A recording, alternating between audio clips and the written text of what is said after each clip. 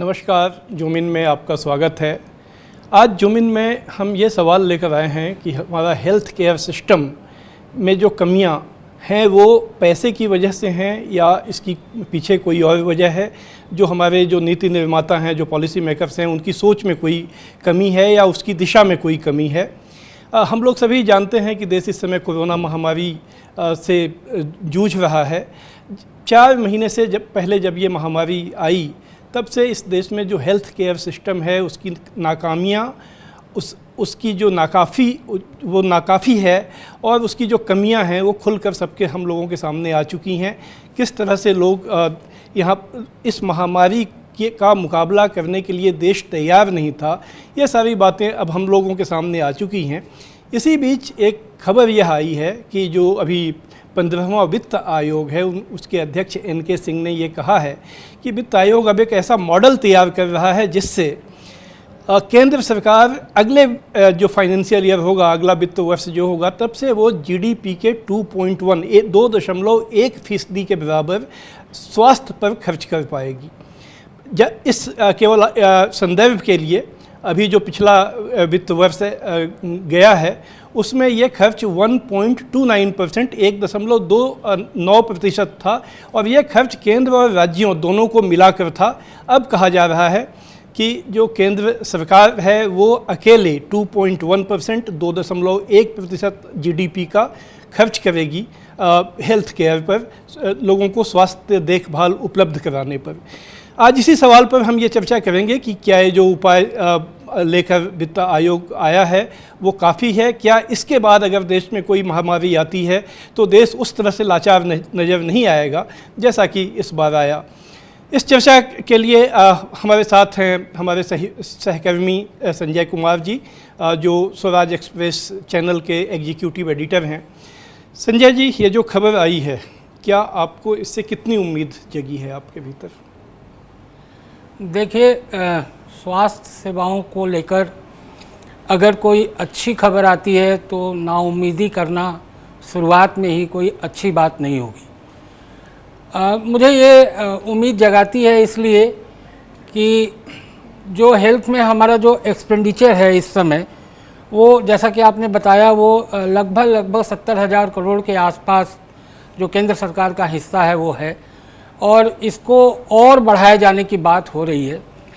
तो ये आशावादी है, लेकिन ये कहते हुए मैं ये कहना चाहता हूँ कि इस तरह का आशावाद जो है ये पहली बार नहीं जगाया गया है। इस तरह का आशावाद पिछले लंबे समय से जगाया जाता रहा है और सिर्फ ये NDA सरकार या मोदी सरकार की बात नहीं है, ये पहले की UPA सरकारों ने भी इस तरह के आशावाद पहले भी जगा चुके हैं।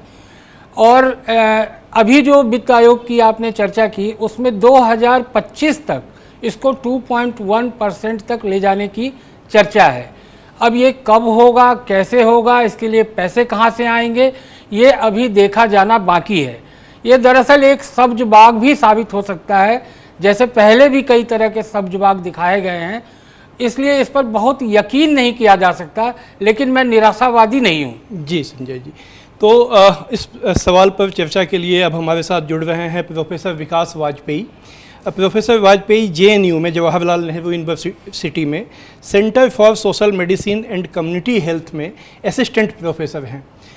विकास जी, आपका स्वागत है। ये अगर आप संजय जी जो अभी आप कह रहे थे उसे शायद आपने सुना होगा, ये जो खबर आई है कि वित्त आयोग 2.1% जो GDP का है वो ऐसे प्रोविज़न करने जा रहा है कि केंद्र सरकार हेल्थ केयर पे खर्च करेगी। संजय जी कह रहे थे कि ये सब्ज बाग भी साबित हो सकता है, लेकिन अभी हम विश्वास कर लेते हैं कि ये अगले साल से 2.1% GDP पर खर्च होने लगेगा। आप लोग काफ़ी समय से इस फील्ड में काम करते रहे हैं और ये मांग करते रहे हैं कि स्वास्थ्य का बजट बढ़ाया जाना चाहिए, तो उस लिहाज से देखें तो वित्त आयोग एक अच्छी पहल करने जा रहा है। क्या आपको लगता है कि ये जो पहल है इसके बाद देश में जो हेल्थ केयर सिस्टम है वो इतना दुरुस्त हो जाएगा कि फिर कभी कोई महामारी आई तो फिर हम लोग असहाय महसूस नहीं करेंगे, हेल्पलेस फील नहीं करेंगे? देखिए, मैं आशावादी तो मैं भी हूँ और होना भी चाहिए, बात सही है। लेकिन आशावादी के होने के साथ साथ यथार्थवादी होना भी बहुत ज़रूरी है। जो मौजूदा सरकार की जो नीतियां रही हैं वो पूरी तरीके से, बल्कि एन इस टाइम पे जब देश इस महामारी के साथ जूझ रहा है और जब हमारी स्वास्थ्य सेवाओं को बहुत मजबूती से काम करते हुए दिखना चाहिए था, उनकी कार्यकुशलता दिखनी चाहिए थी, ठीक ऐसे ही समय सरकार ने वो तमाम नीतिगत फैसले लिए हैं जो कि जिसे कहते हैं कि जन कल्याण को अंडरमाइन करते हैं, उसको उसको आघात पहुंचाते हैं, चाहे वो फिर ट्रेड यूनियन लॉज का मामला हो और बाकी तमाम चीज़। तो इस दिशा के चलते जो मुझे लगता है, आशंका इस बात की कहीं ज़्यादा है कि ये जो 2.1% या 2% जो बढ़ाने की बात है, अगर ये लागू भी होती है तो सरकार कहे इसको, ये जो पब्लिकली फंडेड यानी कि राज्य द्वारा पोषित जो हेल्थ इंश्योरेंस स्कीम्स हैं उनमें, स्वास्थ्य बीमा स्कीमों में लगा करके ये एक नेट ट्रांसफर होगा पब्लिक मनी का निजी क्षेत्र। ठीक। और अगर इस तरीके की व्यवस्था सरकार करने जा रही है इस बढ़ी हुई रकम से, तो ये समझ लीजिए कि अगर ये बैंकों का एनपीए होता है तो ये हेल्थ सेक्टर का उसका समानांतर एनपीए एक तरीके का होगा, जो पैसा सारा निजी क्षेत्र द्वारा डकारा जाएगा। अब निजी क्षेत्र करता क्या है? निजी क्षेत्र जो है वो चिकित्सा सेवाएं उपलब्ध करवाने में उसकी दिलचस्पी रहती है, क्योंकि चिकित्सा सेवाएं उपलब्ध करवाने के माध्यम से ही उसका मुनाफा जो है वो सबसे ज्यादा बढ़ता है। बीमारी न हो, लोग हृष्ट पुष्ट हो, मैं खाना एक चीज़ का उल्लेख कर दूं विकास जी, जो एनके सिंह जी ने जो ये बात कही है कि ये प्रोविज़न होगा, इसके साथ उन्होंने एक बात कही है कि जो पब्लिक सेक्टर है यानी जो सरकार है वो सबको हेल्थ केयर उपलब्ध कराने में उसकी जो जिम्मेदारी है उससे वो बच नहीं सकती है। इसलिए ये काम पब्लिक एंड प्राइवेट पार्टनरशिप के तहत लोगों को किया जाएगा ताकि देश की स्वास्थ्य व्यवस्था दुरुस्त हो। इसमें आप इसके पहले एक नीति आयोग का ये रिकमेंडेशन आ चुका है कि जो जिला अस्पताल हैं उनको भी पब्लिक प्राइवेट पार्टनरशिप में चलाया जाए। तो इसमें कहीं कोई डाउट नहीं है कि उसमें प्राइवेट सेक्टर का रोल होगा, जैसा कि आप कह रहे थे। तो आप इसकी रोशनी में आप क्या कहना चाहेंगे? देखिए, इसकी रोशनी में मैं ये कहना चाहूँगा कि पब्लिक सेक्टर और प्राइवेट सेक्टर, इनके जो दो परस्पर विरोधी इनके ऑब्जेक्टिव्स हैं, लक्ष्य हैं। पब्लिक सेक्टर का ऑब्जेक्टिव होता है कि लोगों की क्रय शक्ति से के निरपेक्ष उनको सेवाएं प्रदान करना। ठीक। निजी क्षेत्र का ऑब्जेक्टिव होता है कि जो उनकी सेवाओं के लिए खर्च कर सकते हैं उन्हें सेवाएं प्रदान करना और प्रॉफिट मैक्सिमाइज करना। आप ये देख लीजिए, इतनी बड़ी आपदा है, ठीक, इस दौरान कम से कम हम ये उम्मीद करते हैं कि जो निजी क्षेत्र सरकार द्वारा खड़ा किया गया, सरकार के ये पब्लिक के पैसों से उसको तमाम अनुदान मिले ही हो, कम से कम इस आपदा में तो वो लोगों को राहत पहुंचाएगा। लेकिन आप तमाम खबरें जो आई हैं कि कोविड के जो बिल्स हैं, कितना कितना वो चार्ज कर, लाखों रुपए वो इलाज में खर्च हो रहे हैं उसके। तो ये जो कहना कि सरकार जब ये कह रही है कि भाई पब्लिक और प्राइवेट पार्टनरशिप, तो वो पार्टनरशिप आप ये समझ लीजिए कि it is public money and private profit. ठीक। इसमें कम से कम दुनिया भर का तो जो अनुभव है वो यही है कि इससे पब्लिक हेल्थ के सिलसिले में कोई बहुत ज़्यादा लाभ नहीं होता है, और विशेषकर तब जब हमारे जैसे देश में जहाँ नियंत्रण करने के कोई लॉज नहीं है, कोई मैकेनिज्म नहीं है, बल्कि जिनको नियंत्रण करना होता है वो खुद नियंत्रित हो जाते हैं। विकास जी, अगर ये जो रकम बढ़ेगी, अगर जो आप लोग कहते रहे हैं या बहुत सारे दूसरे देशों में भी ये बात उठी है कि health is a human right, ये ह्यूमन राइट सब है और सबके ह्यूमन राइट को प्रोटेक्ट करना स्टेट की जिम्मेदारी है। अगर इस लक्ष्य को हम लोग ध्यान में रखें तो इस पैसे को कैसे खर्च किया जाना चाहिए? आप लोगों के पास कोई इसका पॉलिसी फ्रेमवर्क आप लोगों ने बनाया है? देखिए, पैसे को खर्च किया जाना चाहिए तो उसके लिए जो प्राथमिक स्वास्थ्य सेवाएं हैं, सब सेंटर्स हैं, पीएचसीज हैं, सीएचसीज हैं, उनको सुदृढ़ किया जाना चाहिए। वहाँ दवाइयाँ, वहाँ डॉक्टर, वहाँ हेल्थ वर्कर वो उपलब्ध करवाए जाने चाहिए उनको, ठीक है। वहाँ वो सुविधाएं कम से कम क्रिएट करें कि जहाँ पर कि स्वास्थ्यकर्मी जो जाते हैं वो वहाँ रह सकें। उनकी तमाम तकलीफ़ें होती हैं, बच्चों की पढ़ाई लिखाई से लेके और तमाम चीज़ें, उनका कुछ इंतज़ाम किया जाए। अगर इस तरीके से होता है तब तो ये है कि, और जो संस्थागत जो हमारे इंस्टीट्यूशनल मैकेनिज्म्स होते हैं, जो जैसे सर्वेलेंस सिस्टम्स हैं, उसके लिए जो इंस्टीट्यूट्स हैं, अब इंस्टीट्यूट्स आपने बना दिए हैं, उसमें ना कोई स्टाफ है, और स्टाफ आप रखते हैं तो उसको कॉन्ट्रैक्ट पे रखते हैं कुछ महीनों के लिए या एक साल के लिए, तो उनकी क्या प्रतिबद्धता है इस सिस्टम के साथ, और वो क्यों इतना जूझें उसमें। ये बड़ी सर्वसाधारण सी बात है। अगर सरकार चाहती है इसका फायदा हो तो ये इस पैसे का निवेश वहां किया जाना चाहिए, न कि ये कि इस पैसे से अपोलो या मैक्स को और ज्यादा पैसा मिले। विकास जी, आपने अपना समय निकाला, इसके लिए आपका बहुत बहुत धन्यवाद। हम इसके पहले कि हम एक छोटा सा ब्रेक लें, संजय जी, विकास जी जो कह रहे थे उसके हिसाब से वो ये कह रहे थे कि एक नेटवर्क जो पब्लिक सेक्टर का है उसको बनाना चाहिए। हम लोगों ने, आपने भी ये देखा होगा कि पहले एक ऐसा कुछ नेटवर्क था जो धीरे धीरे कमज़ोर होता गया है। ये कमज़ोर क्या जानबूझकर किया गया कि कुछ परिस्थितियां ऐसी बनी कि वो कमज़ोर हो गए, वो सिस्टम कमज़ोर हो गया? देखिए, दरअसल इसके लिए थोड़ा इतिहास में जाना पड़ेगा और स्वास्थ्य की राजनीति को समझना पड़ेगा। ये स्वास्थ्य जो है ये इलाज का मसला नहीं है, एक राजनीतिक मसला है। और ये राजनीतिक मसला इसलिए है कि सरकार हमेशा ये कहती है कि हम आपको मुफ्त में दे रहे हैं। ये मुफ्त क्या है? मुफ्त सरकार कुछ नहीं देती। एक गरीब से गरीब आदमी भी अगर 5,000 रुपये भी महीने में खर्च करता है तो 350 रुपया वो टैक्स देता है सरकार को।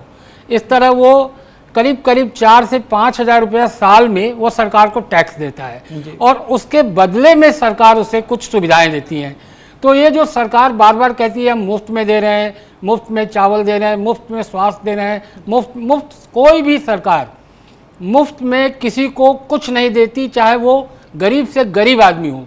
वो उससे पहले वसूल करती है फिर उसको देती है।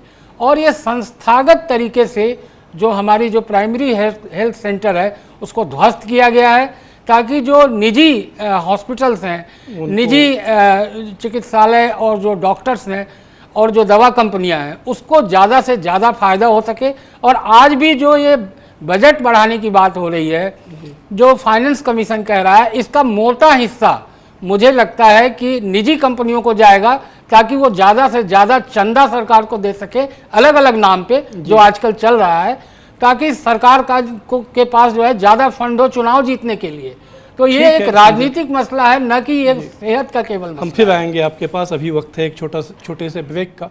ब्रेक के बाद हम इस चर्चा को और आगे बढ़ाएंगे कि जो ये हमारा हेल्थ सिस्टम में क्या कमियां हैं और इन्हें दूर करने के लिए सही पॉलिसी फ्रेमवर्क क्या होना चाहिए। फिलहाल मिलते हैं एक छोटे से ब्रेक के बाद।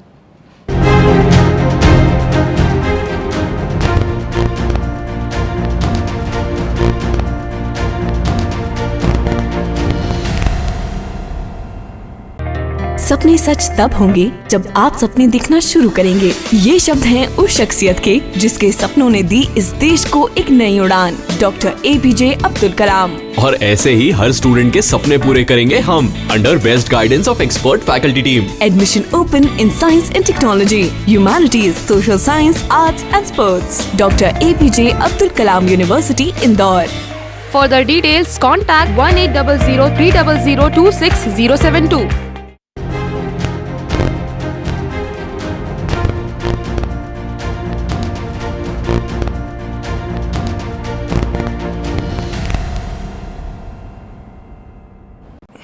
जुमिन में आपका एक बार फिर से स्वागत है। आज हम लोग ये बात कर रहे हैं कि हमारा जो हेल्थ केयर सिस्टम है इसकी जो कमियां सामने आई हैं तो कमी किस चीज़ की है? पैसे की कमी की वजह से ऐसा हुआ या सरकारों की सोच में कोई ऐसी कमी है जिसकी वजह से देश कोरोना महामारी के मुकाबले के लिए तैयार नहीं था?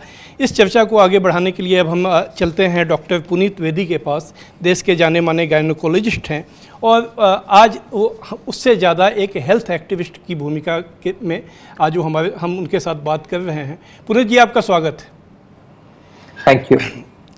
ये तो बहुत साफ है कि जब कोरोना महामारी आई तो देश उसके लिए तैयार नहीं था। एक देश में लाचारी, एक हेल्पलेसनेस सा देखा गया।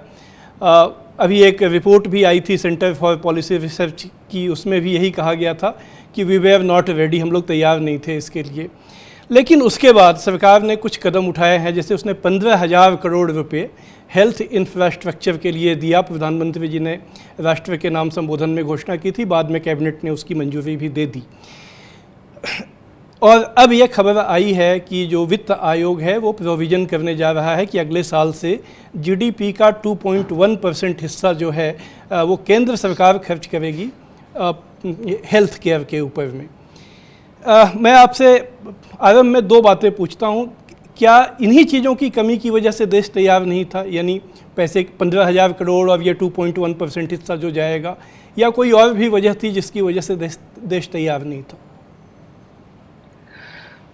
ये जो अभी फिगर्स कोट हो रहे हैं ये भी बिल्कुल ऊंट के मुंह में जीरा है।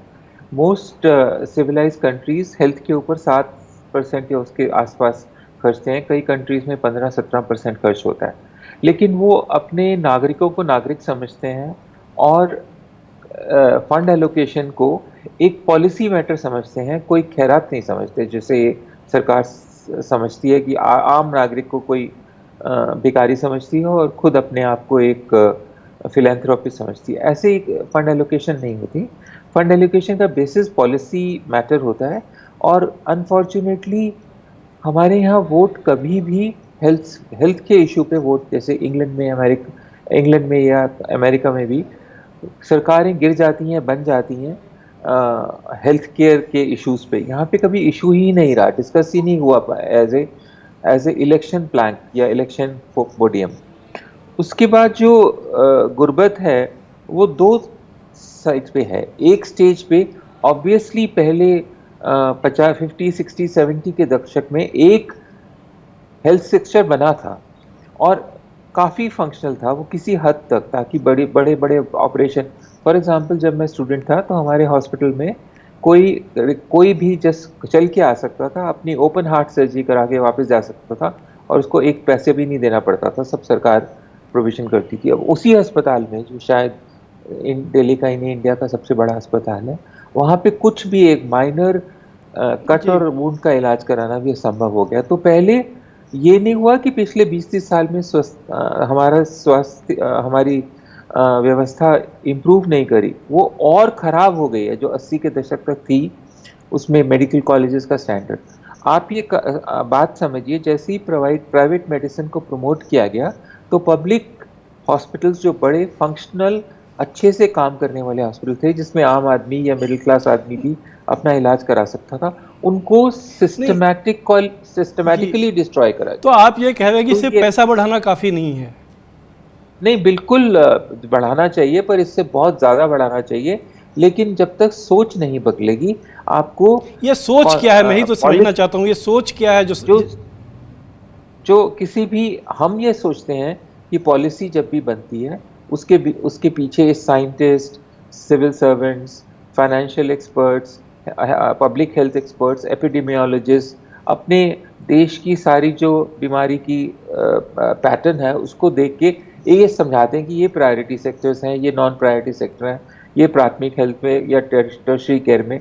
अगर जैसे फॉर एग्जांपल कैंसर बढ़ रहा है तो कैंसर के ऊपर एलोकेशन, यहाँ पे अभी जो सरकार चल रही है उस ऑलमोस्ट एक सिंगल पर्सन सरकार है, उसकी सोच है। तो ये ना सिर्फ ट्रांसपेरेंट नहीं है, बल्कि ये राइट लोगों से बात नहीं करते या उनकी सुनते नहीं है। अगर वो कमेटी बना भी देते हैं तो वो आर्बिट्रेरी डिसॉल्व कर देते हैं। सो एक्सपर्ट्स की बात सामने नहीं आती। और क्योंकि आपको पता है, जो लोग सरकारी नौकरी कर चुके हैं, कि सारी प्रमोशन और प्राइम पोस्टिंग्स जो हैं वो सरकार को सरकार में तभी मिलती हैं जब आप चुप रहें।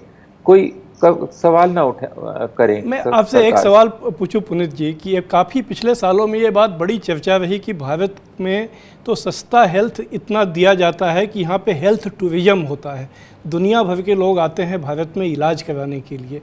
आप जो कह रहे हैं और ये जो एक धारणा रही है कि भारत हेल्थ टूरिज्म का एक बड़ा सेंटर बन गया है, ये कॉन्ट्राडिक्शन क्यों है?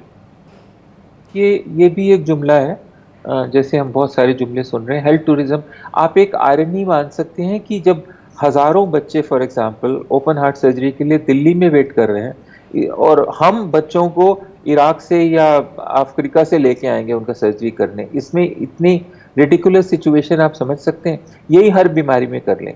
तो जो प्राइवेट हेल्थ प्रमोट हुई, प्राइवेट हेल्थ एक प्रोसीजर के लिए बहुत अच्छी होती है, मतलब liver transplant, kidney transplant, heart transplant, उसमें पैसा बनता है। लेकिन मैं नहीं समझ पा रहा हूँ कि जब इतने बड़े ऑल इंडिया इंस्टीट्यूट या मौलाना आज़ाद जैसे बड़े बड़े अस्पताल, टीचिंग हॉस्पिटल्स, रिसर्च इंस्टीट्यूट्स जब शहर में हैं, तो प्राइवेट हेल्थ क्यों को ये सब आउटसोर्स क्यों किया जाए? जब भी आप ये कोई आरोग्य या जो भी कहानी, कोई इंश्योरेंस की कहानी लेके आते हैं, उसमें हर जगह में प्राइवेट हेल्थ क्यों आती है? जब सरकार का अपना सिस्टम है, उसको क्यों डिस्ट्रॉय किया जा रहा है एट दैट कॉस्ट? तो ये हेल्थ टूरिज्म वगैरह कुछ नहीं होता। और cost compare to use, obviously अगर आप अमेरिका में ड्रग कॉस्ट बहुत ज़्यादा है तो कॉस्ट कम होती है अगर वो प्राइवेट सेक्टर में, लेकिन कम कितनी होती है? अगर 20 लाख का प्रोसीजर हिंदुस्तान में 10 लाख में होता है तो वो तो आधा रेट है कंपेयर टू विदेश। लेकिन जिसके पास 100 रुपये नहीं है उसके लिए 20 लाख क्या हो और 10 लाख क्या हो और 5 लाख क्या हो, तीनों में कोई फर्क नहीं है। Access to care. जी मैं एक चीज़, ये जो आयुष्मान भारत एक बहुत महत्वाकांक्षी योजना देश में लागू की गई है, जिसमें 10 करोड़ से भी ज़्यादा जो परिवार हैं, जो कमज़ोर तबकों के हैं, उनको 5 लाख रुपए तक का बीमा सरकार ने कराया है। हो सकता है आंकड़ों में इम्प्लीमेंटेशन में थोड़ी बहुत कोई कमी हो, लेकिन जो इन प्रिंसिपल जो ये किया गया है, और उसके साथ वेलनेस सेंटर जगह जगह बनाने का एक नेटवर्क बनाने की बात है। ये इस योजना पर क्या ये पैसा अगर खर्च किया जाए जो बढ़ेगा, तो आपको लगता है कि देश बेटर प्रिपेयर्ड होगा किसी भी हेल्थ इमरजेंसी का मुकाबला करने के लिए? आयुष भारत के वेबसाइट पे मैं 1.5-2 साल से, और जो मेरे लोग जानने वाले हैं उनसे बात करके और इन्फॉर्मेशन लेने की कोशिश कर रहा हूँ। आप उनकी साइट पे जाइए, वो या तो अपने आप को शाबाशी दे रहे होते हैं या प्रेस रिलीज छाप रहे होते हैं, या एक जुमले के बाद दूसरा। 2 चीज़ें हैं कि आप उसमें एलिजिबल हैं या नहीं, और एक लिस्ट ऑफ प्रोसीजर्स है, और उसमें बहुत सारे प्रोसीजर्स हैं जो ट्रेडिशनली वैसे ही फ्री करते हैं सरकार, जैसे कैटरैक्ट है उसके लिए वो, और कह रहे हैं गवर्नमेंट हॉस्पिटल में अगर होगा, अगर सफदरजंग में आज तक कैटरैक्ट फ्री होता है तो अब क्या आयुष भारत उसको पैसे देगा सफदरजंग हॉस्पिटल को? तो वो कोई क्लियर पॉलिसी नहीं है। अगर मैं है तो मैं नहीं जानता हूँ, क्योंकि सब हाईएस्ट लेवल से बात करने के लिए भी कुछ भी पॉलिसी नहीं बोलते, वो सिर्फ स्लोगन देते रहते हैं, और उसमें प्राइमरी हेल्थ बिल्कुल कवर्ड नहीं है। एक एंडलेस लिस्ट ऑफ प्रोसीजर की, हर्निया का ये होगा, हाइड्रोसिल का ये होगा, कैटरैक्ट का ये होगा, उससे पब्लिक हेल्थ नहीं लेकिन आम नागरिक को तो सर में दर्द होता है, पैर में दर्द होता है, बुखार होता है, डेंगू होता है, उसके लिए वो क्या करेगा? और महामारी। पब्लिक हेल्थ मैं एक छोटी टिप्पणी आपको और चाहूँगा। ये जो दिल्ली में आम आदमी पार्टी की सरकार ने जो प्रयोग किया मोहल्ला क्लिनिक का, क्या आपको लगता है कि ये पैनिसिया है, ये एक नुस्खा है जिससे कि देश में लोगों का भला हो सकता है? एब्सोल्युटली कुछ लोगों को फ़ायदा हुआ जो 9 से 12 में जा सकेंगे, और ये प्राइमरी हेल्थ सेंटर को उनकी कंसंट्रेशन, पॉपुलेशन कंसंट्रेशन, जगह कैसे, कहाँ ये सेंटर्स थे, कौन एनजीओ रन कर रही थी, किसने फंडिंग करी, उसके ऊपर बात हो सकती है। लेकिन डेफिनेटली कुछ लोगों को फायदा हुआ। लेकिन ये आयरनी ये है कि जो बड़े बड़े दिल्ली सरकार के अस्पताल हैं वो बिल्कुल मतलब उनकी जो केयर है वो बहुत ज़्यादा ख़राब हुई पिछले 5 या 7 साल में। मतलब नॉर्मल चीज़ें जो गॉज और कॉटन है उनकी जो फंडिंग है वो मार्च में अगर फंडिंग आती है अप्रैल में, तो जून जुलाई तक सारे ख़त्म हो जाते हैं फंड्स। तो आप अब अगर उसी कॉलेज में जाएं जहां मैं पढ़ा हूं तो मेरे को तो डिप्रेशन हो जाता है। तो what I am saying is कि लॉपसाइडेड है। शायद कुछ क्लिनिक्स जो इनको शॉप विंडो कहते हैं वो वेल ड्रेस्ड हैं और अच्छे चलते हैं, लेकिन जनरल हेल्थ केयर दिल्ली की इम्प्रूव हुई है ये ठीक मानना है मुश्किल है। पुनीत जी, समय की थोड़ी कमी है, आपने हमें समय दिया, इसके लिए आपका बहुत बहुत आभार। संजय जी, आपने सारी चर्चा सुनी, इसे अगर एक समराइज करना हो और उस पर आपकी अपनी टिप्पणी कोई देनी हो तो आप क्या कहेंगे? देखिए, मैं दो बातें कहना चाहता हूँ। एक तो बजट एलोकेशन का बढ़ना ये अच्छी बात है, लेकिन वो पैसा आम जनता के हित में खर्च हो, इसको सुनिश्चित करना इससे भी ज़्यादा बड़ी बात है।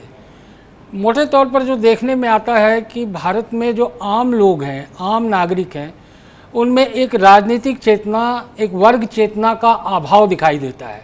अगर ये नहीं होता तो नोटबंदी हो गया, जीएसटी हो गया, ये लॉकडाउन हो गया और तमाम लोग चुपचाप बिना सरकार का विरोध किए, प्रतिरोध किए, कोई आंदोलन किए, वो चुपचाप घर चले गए। नोटबंदी हो गया, सब लोगों ने जाकर लाइन में खड़ा हो गए। सवाल ये है कि क्या ये राजनीतिक चेतना हमारे समाज में नहीं है? क्या वो सरकार के खिलाफ नहीं बोलना चाहिए? क्या सरकार की गलत नीतियों के खिलाफ उनको लामबंद नहीं होना चाहिए? और जब तक ये लामबंदी, उनमें वर्ग चेतना पैदा नहीं की जाएगी, लामबंदी नहीं आएगी, सरकार चाहे कितना भी पैसा इसमें एलोकेट कर दे, वो उनके हित में नहीं आएगा। वो हेल्थ सेक्टर में जो निजी लाभ कमाने के लिए जो लोग इस समय तत्पर हैं और सरकार की मदद करने के लिए तत्पर हैं, उनको फ़ायदा होगा। और मुझे लगता है ये सबसे ज़रूरी है आज की तारीख में कि जो लोग भी इस क्षेत्र में काम कर रहे हैं वो इसको सुनिश्चित करने की दिशा में सोचे, योजना बनाए। लेकिन ये तभी कारगर होगा जब सरकार ज़्यादा पैसा देगी, तो ज़्यादा उसमें हम इंटरवीन कर सकते हैं। ठीक है संजय जी, समय का अभाव है, तो आज हम लोगों ने जूम इन में इस विषय पे चर्चा की कि जो क्या फंड की कमी की वजह से देश की स्वास्थ्य सेवाएं लचर हैं या वजह कोई और भी है। जूम इन के अगले अंक में हम फिर एक ऐसे महत्वपूर्ण मुद्दे को लेकर आएंगे। आज बस इतना ही। नमस्कार।